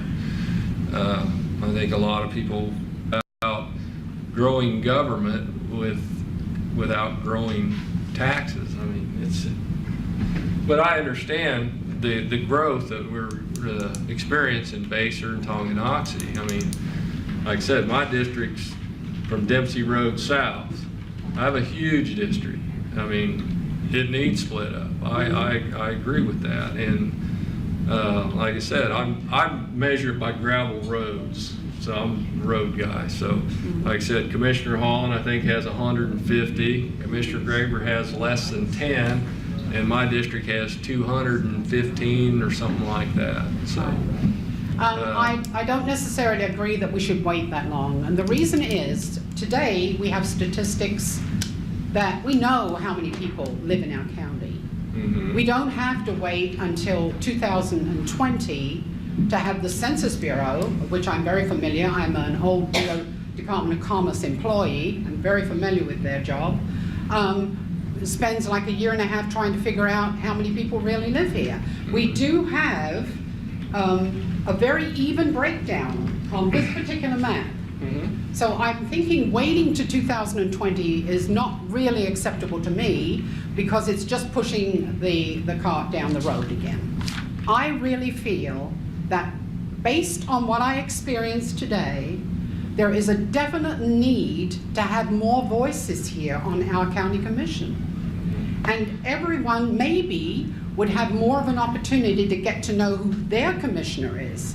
That is not something that happens. I'm not accusing you of not going out to the council meetings and things like that and introducing yourself, but I do feel that the representation is not adequate for the size of the county and the growth that is happening on the south. Mm-hmm. Okay. And what was your recommendation on adding 2 commissioners at no more cost? Well, I was recommending that the whole thing needs to be probably reevaluated. I mean, my understanding is that you're sitting in a part-time position, basically. Is that correct? Your position's part-time? They're not full-time commission positions, correct?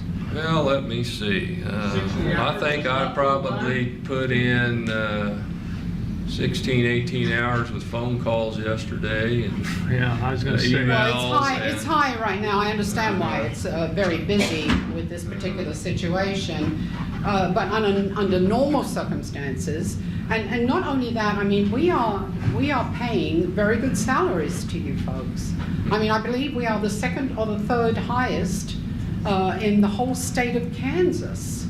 So I'm thinking there must be some wiggle room in there. I mean, to maybe reduce the salary somewhat to incorporate more voices for the public. I could leave that up to you. I mean, we don't know Well, how that's the why taxes are coming I in the say future. 2020 when the census. I mean, I support this because we are getting a larger population. I support it. I support it also. But also, we've got to work it out. I mean, we have 3 offices here, all right? We don't have any room for expansion of offices. Okay, is it time that, you know, we have a county administrator now, very qualified, able to run the day-to-day operations. And so is it time that we meet at night with like the city councils do? I mean, that's a lot of things that's got to be discussed. And can we do it legally? Like I said, we are required, if you notice today, we had 2 sessions. We were required by law to have 2 sessions today because Monday was a holiday because of the county of our size. Right. So, I mean, meeting at night probably wouldn't work for having 2 meetings a week at night because you would probably attract somebody that's got a day job if you cut the salary back to, you know, say you cut it, to just divide our salaries down by 5, and you meet at night, well, you're going to have somebody that's got a day job, and I don't know if anybody could commit 2 nights a week to a day, you know, and do their day job too. There's a lot of things that's got to be worked out. Well, I realize But- there's logistics to this. Yes, I mean, and- especially with accommodations and Right. things like that, but Right. I do think time is of the essence. I really do. And I'm not happy about waiting to 2020 for this. Okay. To Chairman, me, I would there like is to a hear big from the need. county clerk on this issue. Well, I do believe that Jeanette has approached the board in the correct manner. She came and put her results of her survey out there.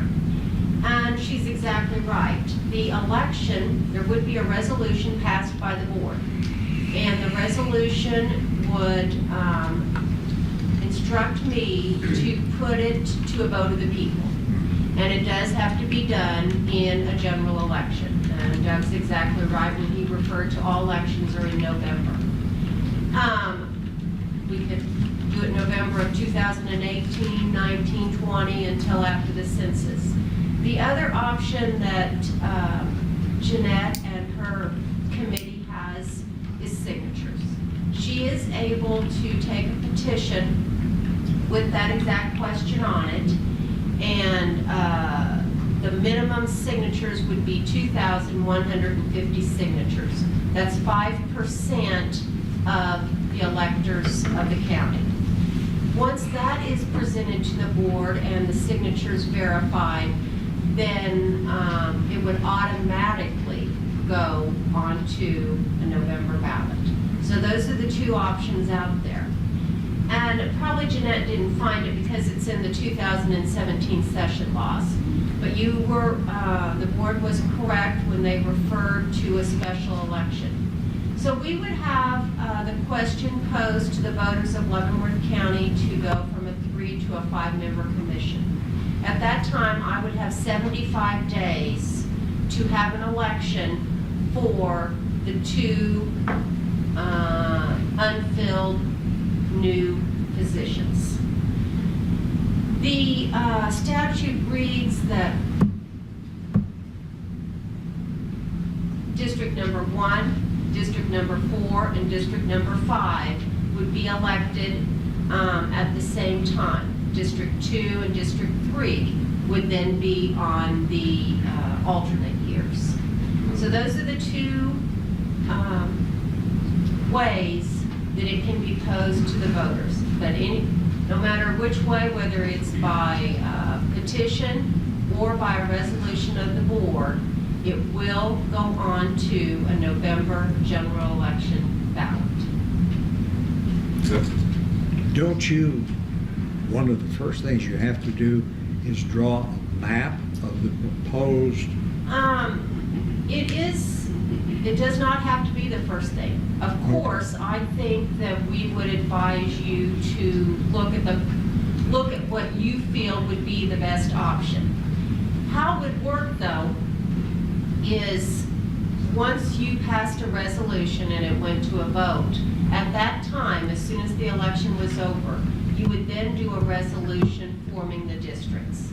Of course, I do believe it is advisable that that map go out to the public beforehand, but the actual boundary would not be passed until after the election.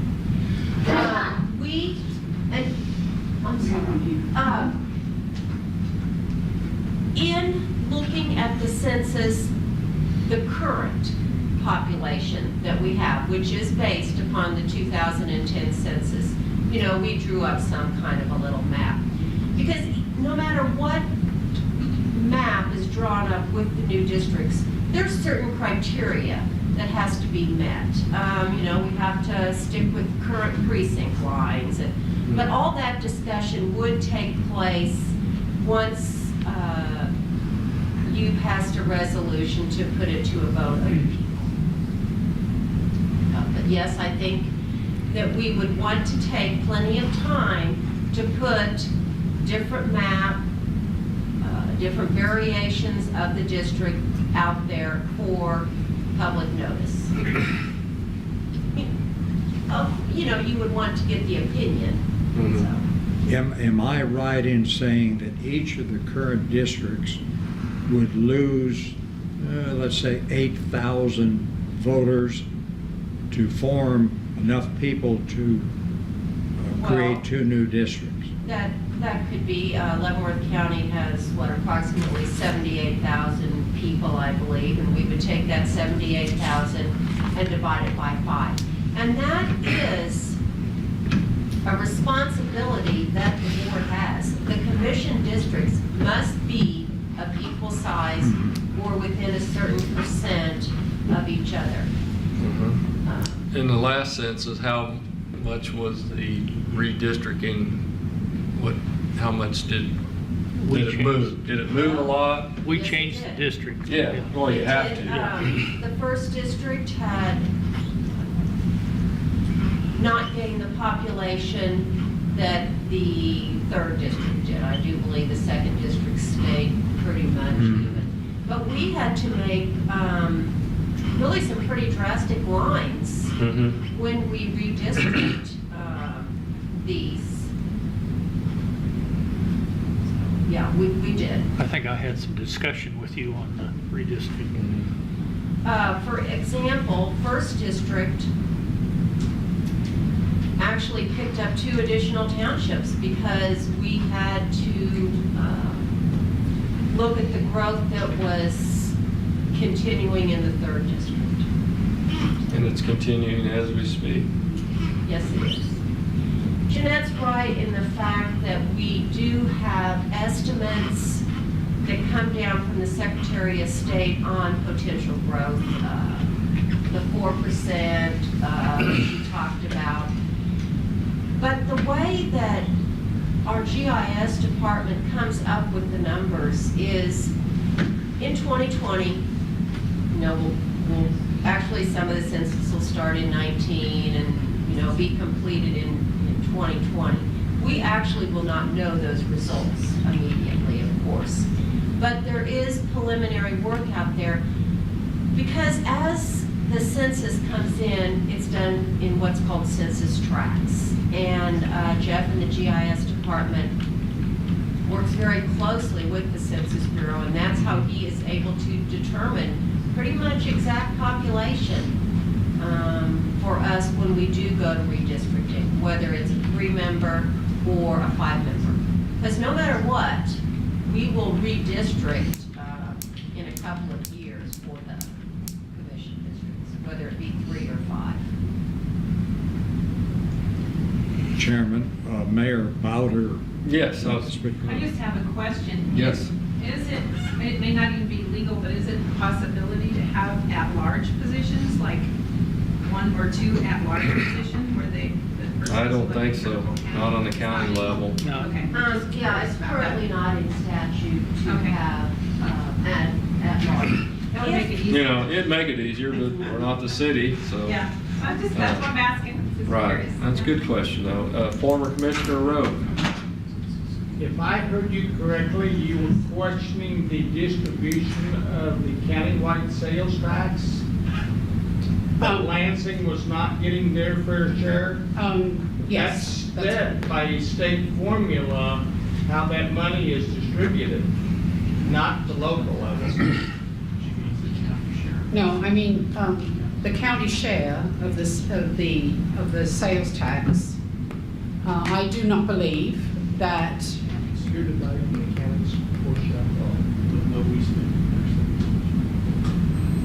I do believe we have been kind of shortchanged because we are a major contributor. Do you have any more questions? I don't. Commissioners? No. All right, thank you very much for your time. Yes. This may be a sensitive topic. I don't know what your salaries are, but what are they now and what would they be if they were divided by 5? I don't know what that number would be, but I mean, we're at 40. 40,000 a year. It's $1,000 a year now. So probably around It's approximately 20. 40 a year now. 20? Would it be Well, about 20? So it'd be 120 divided by 5. Yes. Yeah. Thank you.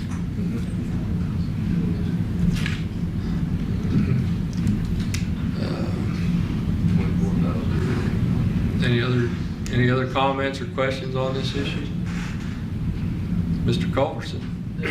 I might save you guys a little trouble. There's no way to redistrict until the 2020 census. You can't come up with a number to make it equal district. So that might save you some time and effort. That was my thought. And that was our thought when we were, the consensus of this board, when we discussed this earlier. That's why we They've got dropped it. projections. The numbers that they're seeing are projections and best guess estimates. But they're not broken down to tracts. Yeah. The only way to redistrict is by census tracts and tax districts, voter districts. So to keep those all under the regulations, you have to wait for the 2020 census. Yeah. It's not the, yeah. Yeah, you can do that, absolutely. Yeah, I'm just talking about the math. Right. Yeah, But it's not that we're but- against this, it's just, there's certain criteria that we have to go by. Right, and it also gives us time to develop a plan on what salaries and what it would cost and, I guess office accommodations. Or do you do away with offices and work out of your home, I mean, there's stuff that needs looked at. Right, I agree. But That's why I do support this. I do too. At the proper time. And I mean, I told people when I was running, I supported this. Well, what would you consider the proper time based on what we know now about the 2020 census? 2019, it should be, what, 2018, could it go on? It could go on the ballot 2018 for, We'll do it. to after the census.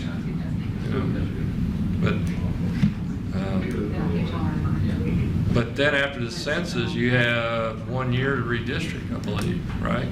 21? 22. 22, well, it'll be the 22 January. election. We would start it in 21, but we'd have to complete it in January. Because we have to be ready, not only on a local level, but on a state level before we redistrict. Well, there's a lot of things to work out. I mean, like I said,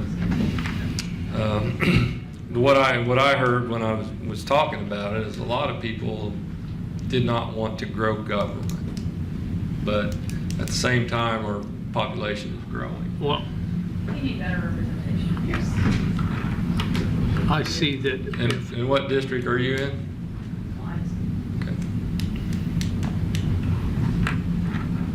Well, you got less gravel roads than I got. I don't think gravel roads have anything to do with it. I think it's got a lot to do with it. If you buy a house on a gravel road, it's a gravel road. Well, that's the way we see it, but that's not the way everybody else sees it. I mean, Yeah. we've had this argument at the city before too. People want sidewalks. When you buy a house that doesn't have a sidewalk, that's what you buy. Developers that go in and put in the roads and the sidewalks pay for them, and you pay for them in your lot price. So if you're gonna go in and if you're gonna take gravel roads and make them blacktop, those of us that live on blacktop have already paid for those. And then you're asking us to pay for everybody else's blacktop. The representation that I feel like we need, and that feels like we need, doesn't have anything to do with that. We want somebody that's gonna fight in our corner. And 3 people cannot represent 75,000 people adequately. I think it's been pretty well established. I would like to actually have 7 people on the commission, have nobody paid, have to be a volunteer position like the city councils are. I mean, I get $127 a month. It's not paying my food, it's not paying my bills. I do it because actually when I ran, I didn't even know I got paid. I wanted to be able to represent the people of Lansing. So the problem that I have and the problem that I think Jeanette has is that we need better representation so that people can have an actual person to talk to that actually cares. That's my thing. And I think the county is under a different statute than the cities when it comes Doesn't have to, anything to do with it either. We still have elected representatives.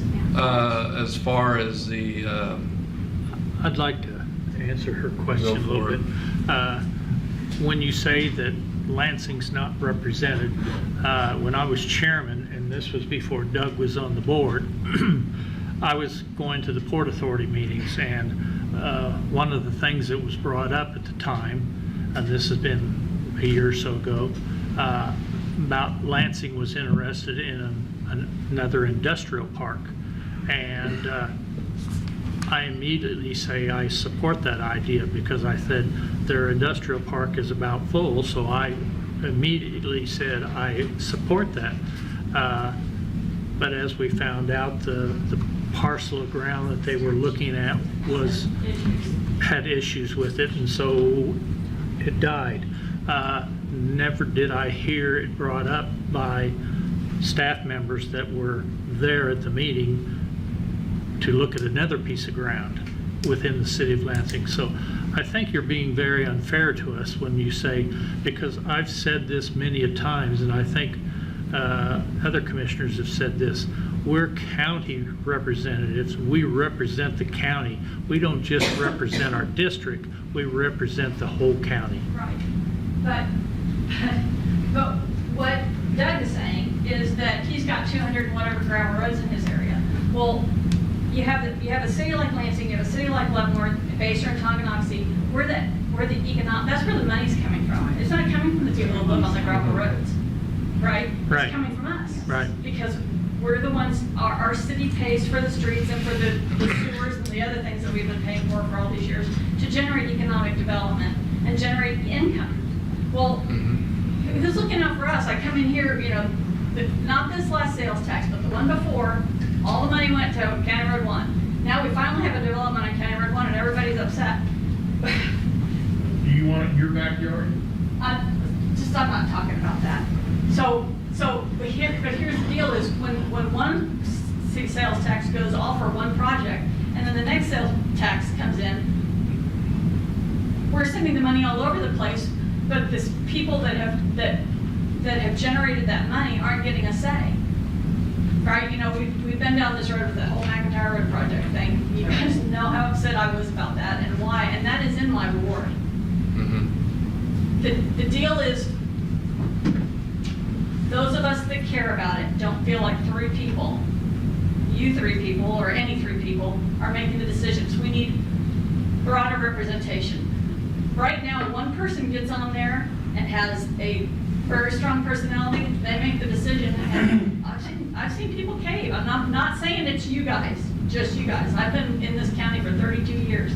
I've seen decisions be made that really shouldn't have been made because people cave, because there's not enough voices on the board. And I think that's the point I'm trying to make, is that we need more voices for more representation for the county of Leavenworth.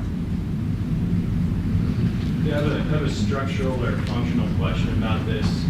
Is it possible to district based on the 2010 census and then just cross the redistricting bridge once we get to the 2020 census?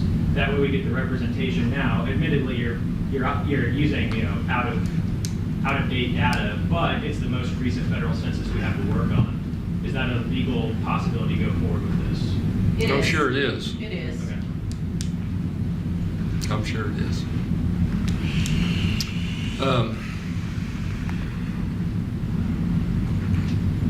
If you decided to have the election Right. in November of 18, let's just say. Is Lansing, are you guys working on a possible industrial park? I guess that's. I brought that up because I thought it was a dead issue, and if I leaked that out, I'm sorry, but. Okay. But I had not heard any more since then.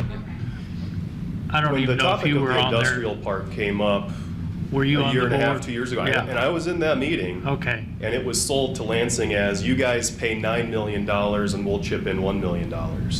That's how it was sold to Lansing. I don't think And at that point, that we was said we not don't how I have money. read it. I'm not sure what meeting you were at then, but that was how it was sold to Lansing. That was not how I sold it.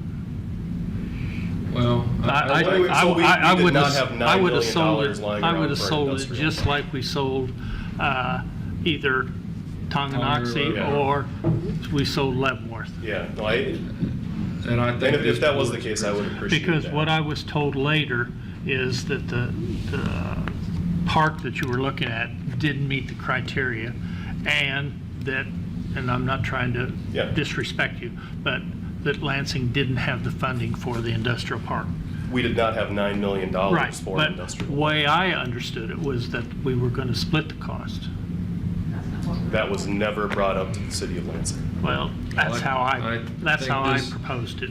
I think this current board would support an industrial park in Lansing and split like we did on the others. Yeah. Yes, ma'am. If that's the case, and you guys want an industrial park in Lansing, why don't we move it from Tonganoxie to Lansing, the Tyson company? Because I think that would be great. And then you guys would get your industrial park, right?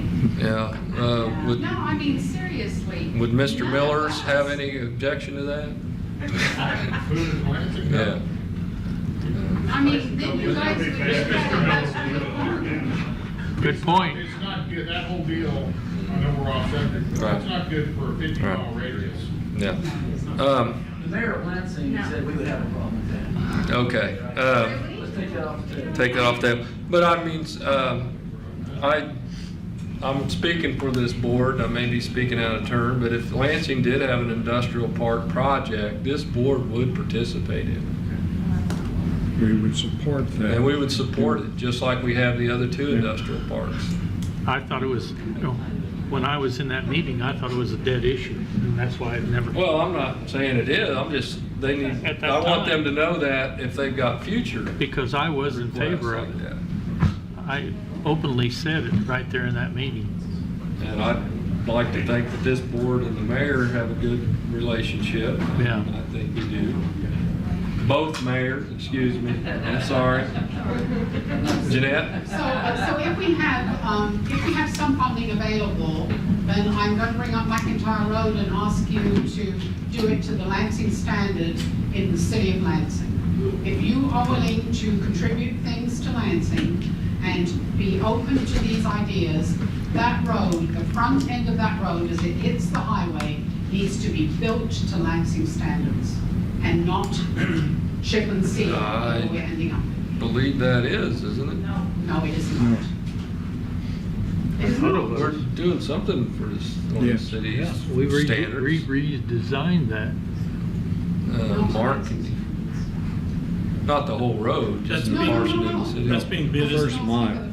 As an alternate, it's being bid as an alternate, We yeah. haven't received those bids yet. Yeah, and it's actually out for bid right now. That's what we were talking about by contractors coming in today. It's really That was a- frightening that you're telling us this stuff and we have no idea that any of this is in the works. Now you know how we feel. I think that was discussed in several meetings. It's about been, the add-on. discussed in open meetings several times. In fact, it was proposed by the city. I didn't hear that either. I'll watch it, you might get the process. My goodness. Maybe. All right, thank you. Right. Okay. Anything else on this? We're done for today. Motion to adjourn? You have anything else, Mark? Motion to adjourn. Second. Voting. Aye. Aye.